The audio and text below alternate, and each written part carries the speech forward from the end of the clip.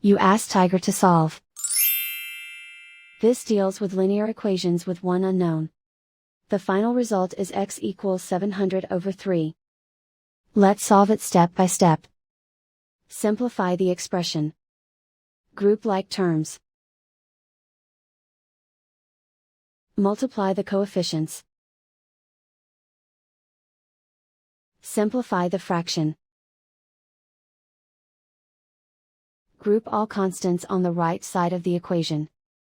Subtract 1440 from both sides.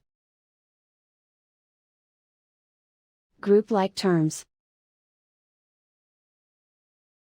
Simplify the arithmetic.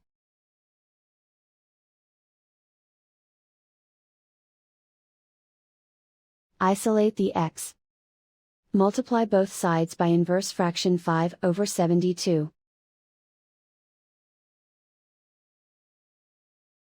Group like terms. Multiply the coefficients.